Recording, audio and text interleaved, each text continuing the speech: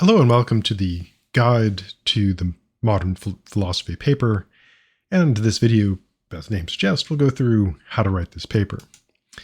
The reading for the paper is Descartes' first meditation. There's six parts to the meditation, and we just have to cover one of them. The thesis of the paper is that the purpose of this paper is to summarize and critically evaluate Descartes' skeptical arguments. And the core issue is, do Descartes' skeptical arguments justify the degree of doubt that he claims? The paper is a four-part paper. If you've had classes with me before, you know always four parts. My classes are always four parts for some unexplained reason.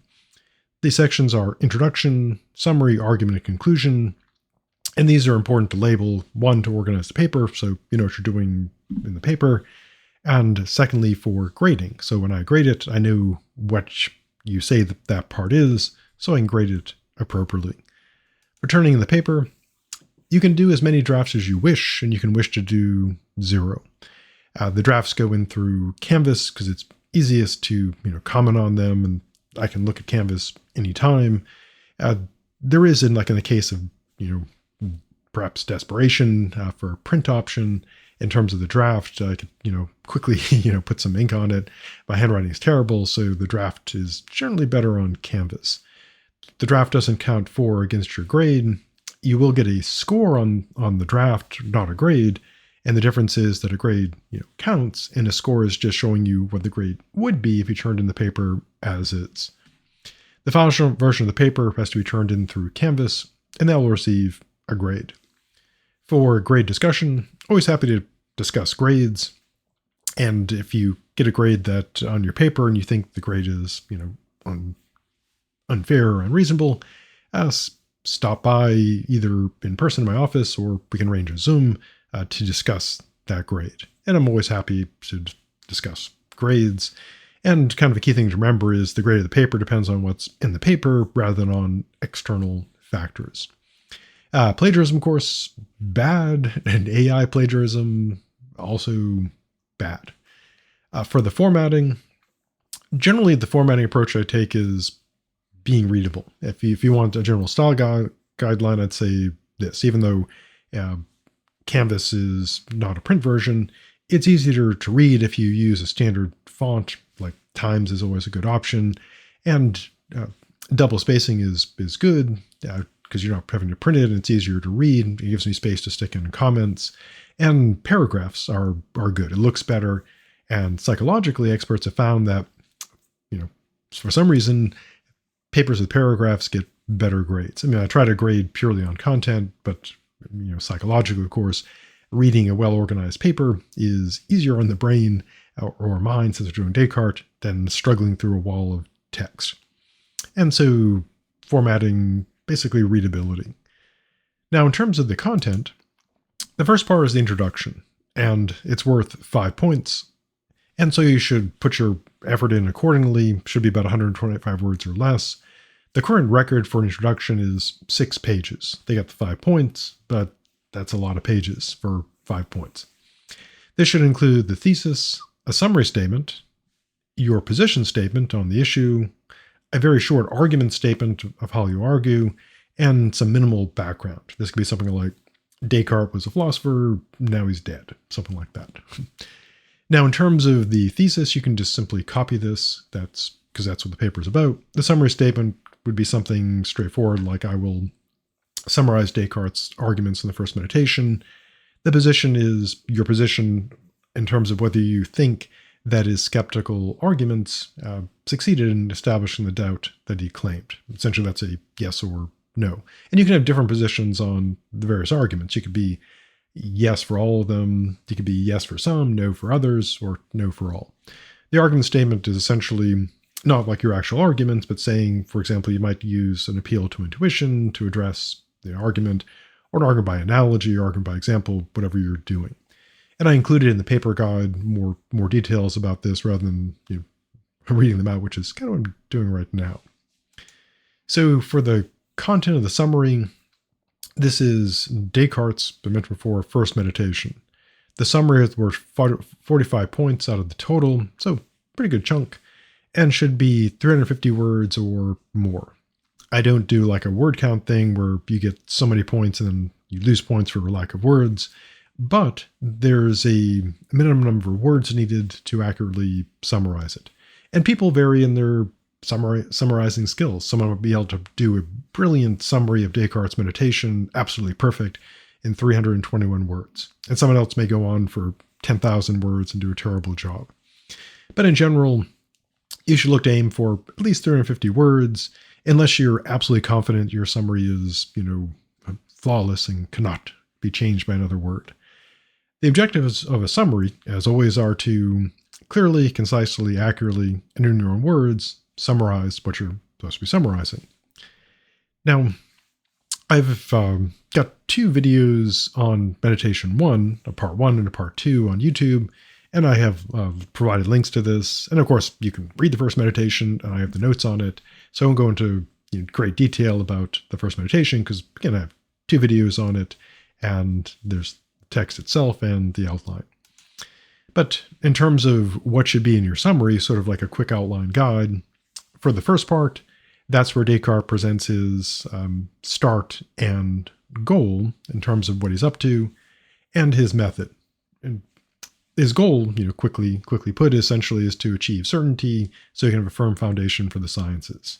And his method is not to doubt every single belief individually, but to have essentially doubt of going after the foundations. And he takes the approach that, since he's trying to find certainty, that if he can have the slightest bit of doubt, he'll reject it as if it was, incredibly dubious. And again, he's not doing this approach for normal life. He's doing it as part of his methodology. The second main chunk of arguments are about doubting the senses. And here he has arguments that focus on the senses, the first one being essentially an argument by example about how his senses deceive him in the particular. And then he heads into the dream problem. And within the dream problem, he has the painter analogy, and then he has a skeptical pause for math, and then he ends up, in lots of skepticism. The third part is the God and the demon, in which he considers that God is allowing him to be deceived all the time.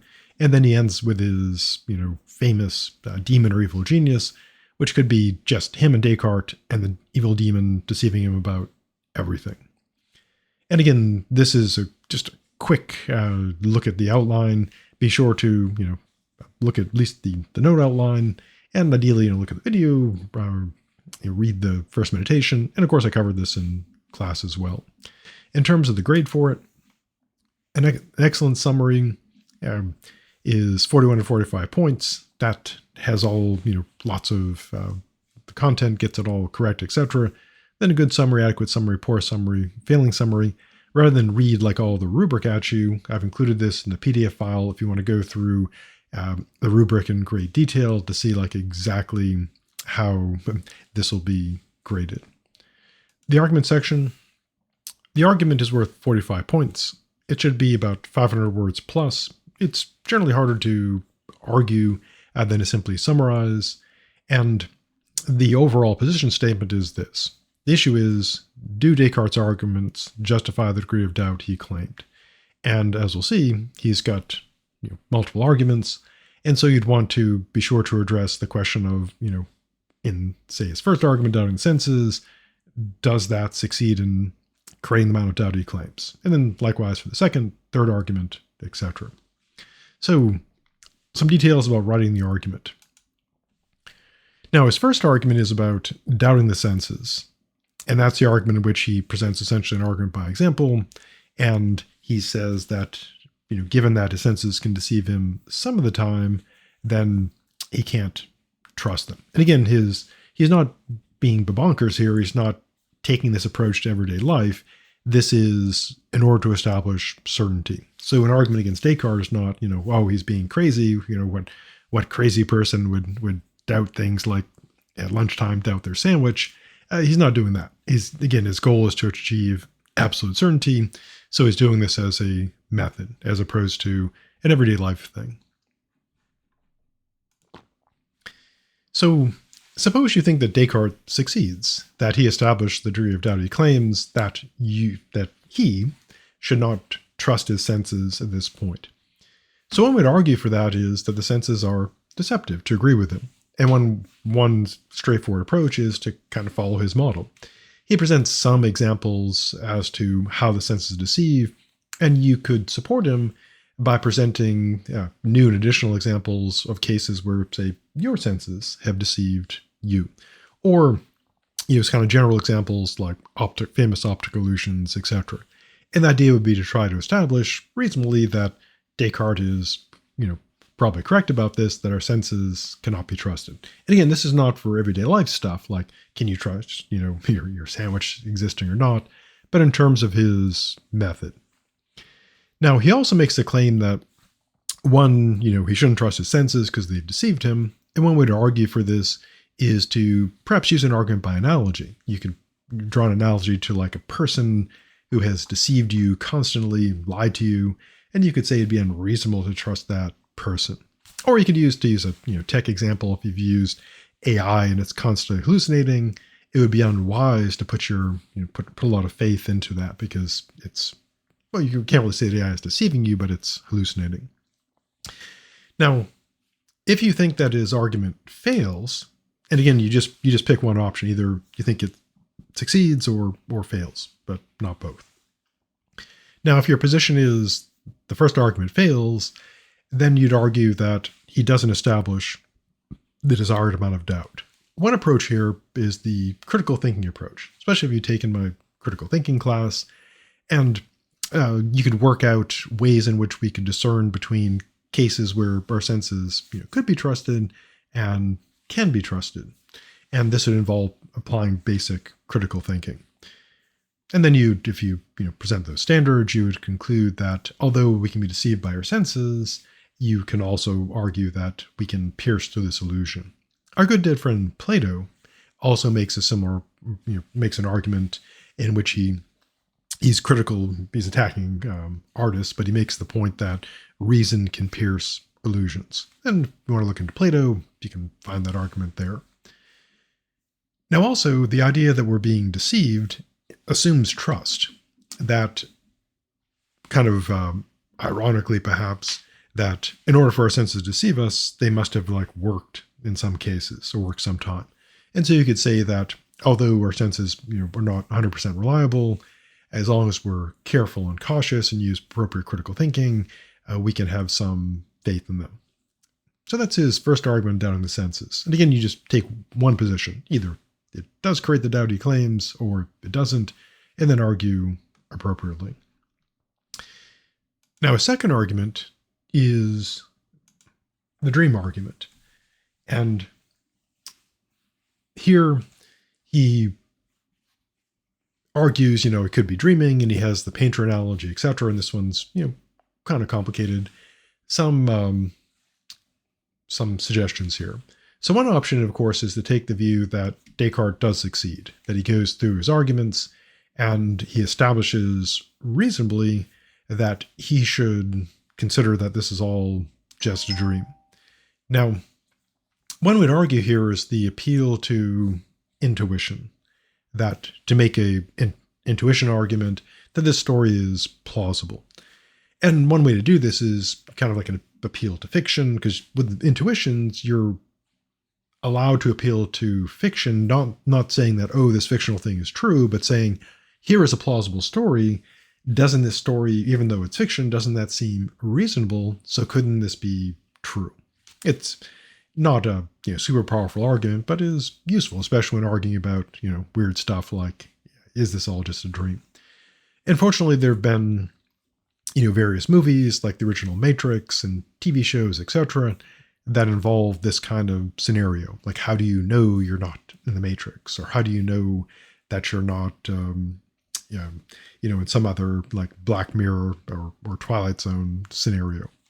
And the idea would be to, kind of present a plausible, story about this, about how one could be being deceived as if one is in a dream, and say, yeah, this is, given Descartes' condition that the slightest bit of doubt justifies, not being certain, you can make the case that intuitively this does seem, possible. A second way to argue would be to continue and build on his argument, which essentially he's trying to find some standards. in terms of how would you tell? Like if you're in a dream, how would you know for sure that you're in a dream? And the argument here would essentially to be argue for a negative, that there would be no way to tell. You could consider some standards and say that they couldn't work. For example, there's a movie called Inception, kind of old now, I guess, but it's about, it's pretty strange. But so in the movie, some characters go into other characters' dreams to like steal information and influence them. And the question, that the characters face is, how do they know when they're in the real world, and how do they know they're not like trapped in the dream? And one of the characters, played by Leonardo DiCaprio, has like a little spinning top. And if he's dreaming, the top, would spin and not fall over. And so that's his test. And the movie ends, with him believing he's in the real world and the top kind of spinning away, so you're left doubting it. Now that's pretty cool, but the obvious problem is, if you want to argue, Descartes' favor, is that you could easily dream that a little top would just fall over. And, if you think you're in the real world, that's how you dream the top falling, and it wouldn't prove you're in the real world. So clever, very clever device. But the challenge would be, of course, how would you know that standard proves you're in the real world? Now, other option is to take the position that his argument fails. The dream problem, he doesn't adequately establish it. And kind of the one way to approach this is take the standards argument. You try to argue in a way, what would be standards that you could use to tell a dream from reality? And one way to argue this would be to say, well, there are various things that we can discern in terms of things like consistency, etc., that do fairly reliably distinguish between dream and reality, and make that case. So, the dream argument. The final argument of Descartes is, of course, the God/evil demon argument. You could break them into two separate arguments if you want to look at his God argument, but he kind of goes quickly from God could allow him to be deceived right to the demon argument, where it could be the evil demon. And it's fine just to, address them kind of together. So the first approach, of course, is take the position, again, you only have to take one side, yes or no, is yes, his argument does succeed. That, given what he argues, it could be just him and the demon. One option here is to build on kind of the dream argument, because the demon is basically like dream argument plus, explaining like what could be causing that. So you could appeal the same sort of reasoning, an argument by intuition, going to like, the Matrix. In the Matrix would be actually a pretty good analogy here, because in the movie, the Matrix is being, fed into humans, or spoiler for a movie that's 27 years old. And so in the Matrix, it's all being generated by AI and beamed or sent into people's brains, because they're linked into the system, basically Ethernet wiring their brains directly. And you could say, given that sort of imaginable scenario, that it is intuitively possible that there is something deceiving Descartes, or in your case, if you want to write from your perspective, something deceiving you. Now, one thing that makes the demon argument extra demony is that Descartes, claims that he could be wrong about things like math and, deductive logic and proofs. And most skeptics kind of stop before getting to that, because they realize that if you're like, hey, I can't trust math or logic, it would seem to kind of wreck everything, and more on that in just a bit. And so one way to sort of motivate this is say, well, how would the demon deceive someone about mathematics, geometry, etc.? And kind of like I discussed in class, the demon could interfere with our memory. So if you're doing a proof with multiple steps, you've got to remember each step. Or if you're counting the sides of a square, you got to remember that you're counting. Now, of course, a person might say, but yeah, surely I can just look at a square and see it's got 4 sides. But then, yeah, it seems like that, but one could imagine that as you're trying to count, the demon is like messing with you. That squares really don't have 4 sides, your perceptions are messed up and your counting is messed up. It's probably more plausible in the case of a complicated proof. Like if you're going through a long proof in logic or geometry or something, that you do have to rely on your memory. You can't like hold the whole thing in your mind, like all 50 steps, and so you have to remember that, okay, you're on step 25, but you have to remember that steps 1 through 24 worked properly, in this geometric or logical proof. But of course, if your memory is being messed with, you can't rely on that. There's also an option of looking at the problem of evil. That's a problem in more so in theology, and this could be tied into the demon problem as well. Other option is to say, Descartes' argument fails. Now, one approach is kind of this is what the ancient skeptics sometimes did when they were challenged about skepticism, is they looked at like questions of probability. And so you might argue against this by saying, well, Descartes creates this incredible scenario, but what are the odds of this occurring? And you could argue that this is, although you could tell the story, it's wildly implausible. Now, there's also kind of an irony approach in which Descartes has, ironically, he succeeds too well. That what he wants to do in his project is he wants to doubt as much as he can, get to certainty, rebuild.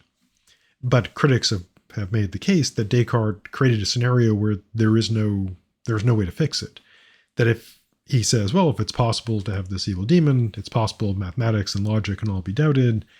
And if that's all, if we assume all that, then there's no way back. I mean, what would you use to come back? What is anything that you could put faith in? Descartes, of course, says, well, I think, I am, so problem solved.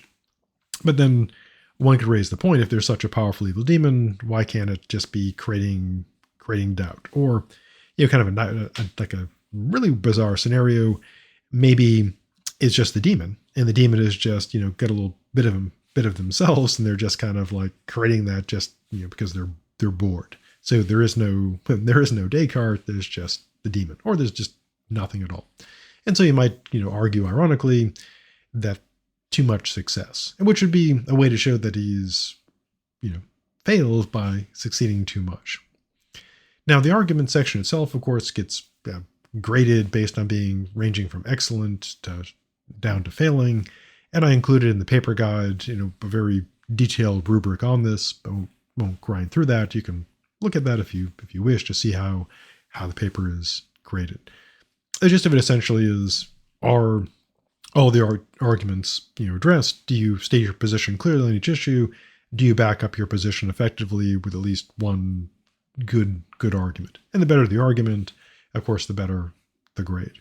In terms of the question, people often ask, like, what is the right answer? And there isn't one, and in this sense, because I wouldn't pick a paper where it'd be unfair just to have clearly, or maybe not unfair, but it'd be kind of odd to have a paper where I offer like, you can argue this way or this way, and then have one that's just, clearly right and one that's clearly wrong. There presumably is like a correct answer to this, like is there really a world or not? But, it's a matter of arguing about it. So it's not a question of, do I agree with what you say? It's a question of how well you argue. And that's the objective. And that's why I picked this, because it's possible to argue either way reasonably. The final thing is the conclusion. So this ends the paper. It's 5 points, 125 words or less. Essentially, pro tip, you can just copy and paste your introduction and just change the tense. So when you'd say, you give the thesis of the paper, instead of saying the paper is about, you'd say the paper was about. For the summary statement, instead of saying I will summarize, you could just say I summarized Descartes' meditation. Your position, you could use present tense, using my position, is or remains. The argument statement would be that you argued, and in place of a minimal background would be a final relevant remark, like Descartes, although did not seemingly succeed in proving certainty, he did create an interesting problem, which served the basis for a variety of interesting and sometimes good movies and sci-fi stories about the external world. And that's the paper guide. And again, so this is just the video run through of the paper guide. There's a full PDF paper guide on Canvas. If you go into Canvas and you can go into the files, find the PDF paper guide. There's also these PowerPoints there if you want them for some reason. And the most important thing, though, was the PDF paper guide, because it goes through step by step by step how to do the paper. And that's all on Canvas. So stay safe, and I'll see you in the future.